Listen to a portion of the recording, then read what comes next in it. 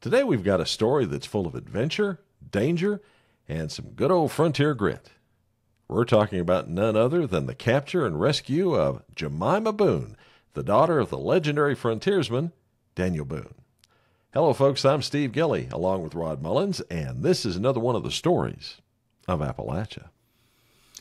Steve, this is almost like one of those that's been extracted from a James Fenimore Cooper novel, especially like Last of the Mohicans with, a rescue and everything else trying to get Jemima Boone back. But this is really a great story.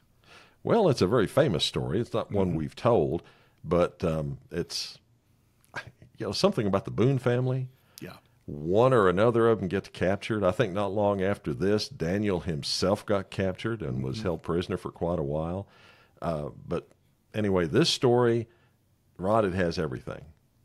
It's a daring kidnapping, brave teenage girls, a tense rescue, and, of course, the backdrop of the conflict between Native Americans and English, German, and Scots-Irish settlers in Appalachia. Can't beat that, No, you can't. Not at that total, you can't. So, Well, Rod, before we get into the details of Jemima's famous capture, let's set the stage a bit more by talking about Daniel Boone's early years.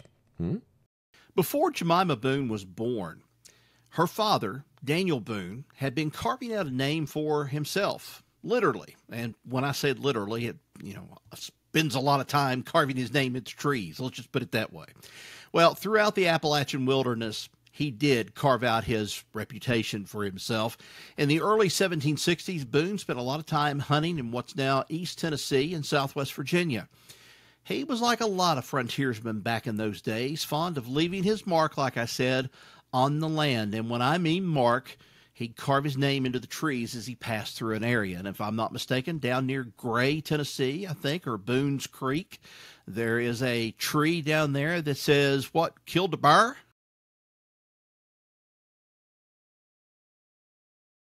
Boone's famous inscriptions have been found all over the place. North Carolina, Tennessee, Kentucky. A well-known carving was found along the Clinch River, and it reads, Daniel Boone, come on, boys, here is good water. Another famous bit of that Boone graffiti was found in a tree along Boone's Creek in Washington County, Tennessee, which read, D. Boone, with no E, kilt, not something you wear, but killed a bear. That's it. Right. It first says bar, but I think we know what it is. There were no bars around Washington County, Tennessee at that time, so it had to be something along the line of a bear. Okay, so now that we got that out of the way, Steve, what did Daniel like to do all the time when he was out and about? Well, when he was out and about, he was hunting and exploring and carving his name on all those trees. But he always returned home to his wife, Rebecca, and their children. Now, in the early 1760s, home was a place in Culpeper County, Virginia. Legend has it that in 1762, Boone had been away on one of his long hunting trips for 2 whole years. And when he returned to Culpeper County, he found his wife, Rebecca, nursing a new baby. And that baby was Jemima, born on October 4th, 1762. Now, Rod, this is where things get interesting. Boone's reaction to finding a new baby in the cradle after 2 years out in the woods has become a bit of folklore in itself. One of the versions comes from an old settler named Josiah Collins, who told Reverend John Dabney Shane in 1841 that when Boone saw the baby, he simply asked, "Whose is it?" Rebecca, quick on her feet, replied, "It's your brother Squire's." Well, what was Boone's response? Well, one of the name is all the same. That's one way of keeping it in the family, per se. Well, anyway, that was that. That was the whole thing about that. But it's one of those stories that shows that Boone is this easy-going, laid-back guy, always willing to roll with whatever frontier life threw at him. That's kind of one way that I picture him, but then I see that picture of him in his old days, the white hair and so forth, and he looks like he's mad at the world just about at everything. I don't know if you recall that picture. That's been, put around in a lot of other places, but there are other versions of this story too that I'm going to tell you. In one of them, Rebecca falls to her knees, confessing that the baby actually belonged to Boone's brother Ned. Okay? Rebecca explained that Ned looked so much like Daniel she could hardly tell the difference. Boone once again accepted it without a fuss. Okay, well, no matter which one you believe, it shows the kind of man Boone was. And sorry about the soap opera sounding dialogue right there, but someone who didn't get too rattled by the twists and turns of life. And interestingly enough, despite the unusual start, Jemima would go on to become his favorite child. She was fiercely loyal to her father, and she was one of them who stood by him during some of the most harrowing moments of their lives. And Rod, time marches on for the Boone family. By July 1776, Jemima is now 13 years old, living with her family at the recently built Fort Boonesborough in Kentucky. On the 14th, she and her friends, Elizabeth and Francis Calloway, were canoeing on the Kentucky River when disaster struck. They were ambushed by a raiding party of 5 men, 2 Cherokee and 3 Shawnee warriors, led by the Cherokee chief, Hanging Maw. Now, this wasn't just a random attack. Seems that Hanging Maw specifically targeted Jemima because he recognized her as Daniel Boone's daughter, whom he'd seen with her father at Sycamore Shoals at the treaty signing, which opened Kentucky up to white settlement, and which had made Boone a key figure in the region. To the Cherokee and Shawnee, Jemima was a valuable hostage. She represented both leverage and resistance against the settlers who were encroaching on their land. But Jemima and the other girls didn't go quietly. You see, Rod, they were smart. As they were marched north toward the Shawnee villages, they left clues for their families, breaking branches, leaving behind pieces of their clothing, anything to help Daniel Boone and Colonel Richard Calloway, Elizabeth and Francis's father, track them down. Well, get this. They really did slow their captors down. Jemima especially did everything she could to buy them some time, complaining about being tired and even purposely falling down. At one point, the raiders even tried to speed things up by putting her on a stolen horse, but she kept kicking and pinching it until it just simply threw her off. Very smart lady. Eventually, they gave up on the horse altogether. I'm sure they did. Meanwhile, Daniel Boone and Colonel Calloway, leading a party of men, were tracking the girls. Boone was an expert woodsman, and with the clues the girls left behind, the rescue party was able to follow the trail. Just 3 days after the capture, they caught up with the raiding party. The rescuers, 9 men in total, ambushed the war party early in the morning as they were preparing breakfast. The fight was quick. One of the warriors was shot, and Jemima, upon hearing the gunfire, recognized her father's shot right away.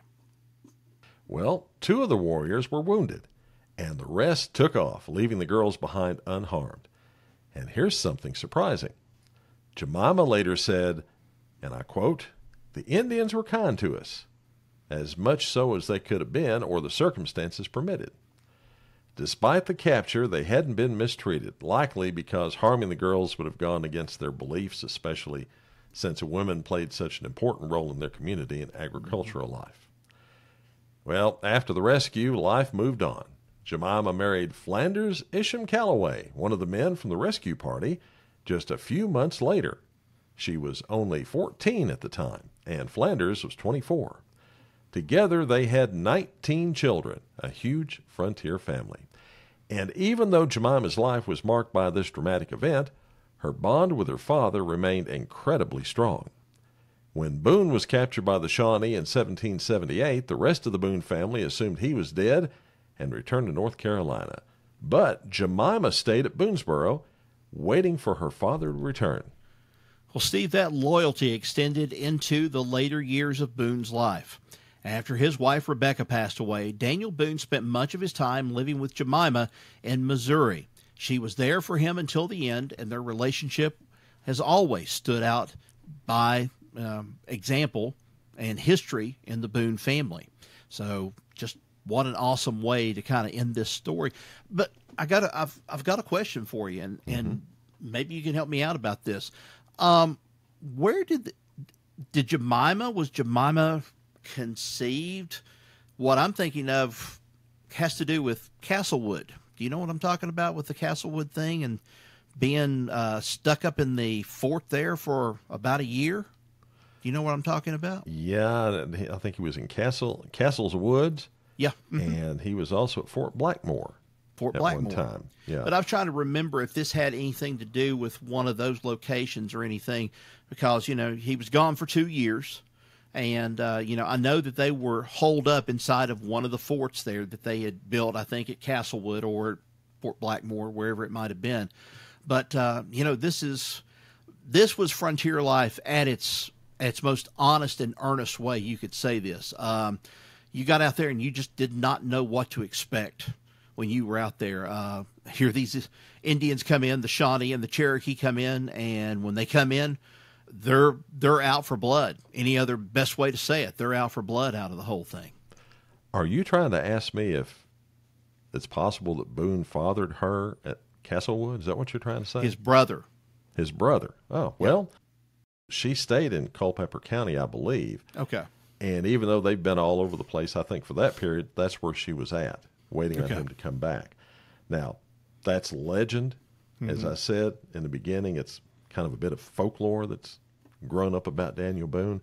Some historians say no, that they got together and that she really was his child. But a lot of folks back then swore, nope, she's somebody else's. That's his brother's child. But either way, she loved him dearly.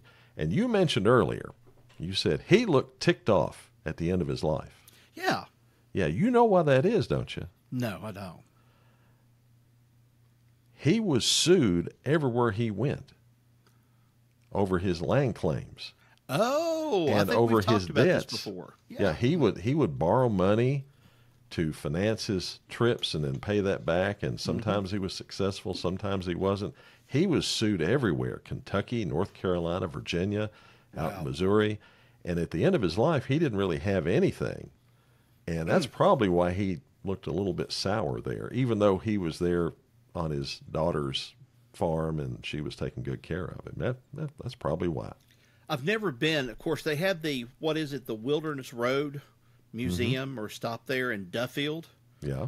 They have that. And, I've always seen a picture of Daniel Boone. He looks like he's sitting on a rock or sitting there close. He's holding his musket up like this and so forth. But he just looks like he's so unhappy in those pictures. White-headed, old, but looks very much so like he's not happy at all with things. Yeah. I would not be happy either if I got sued my entire life over things that I'd done, especially since I opened up the West for everybody else. Right. Well, folks, that's the story of Jemima Boone, full of adventure, bravery, and a deep connection to her father. Another one of the stories of Appalachia. Thanks for listening. If you like this episode, don't forget to subscribe, leave us a review, and share it with your friends. You'll find us on Apple Podcasts, Spreaker, Spotify, YouTube, or wherever you get your favorite podcasts. Till next we meet, y'all take care. So long, everybody. So long.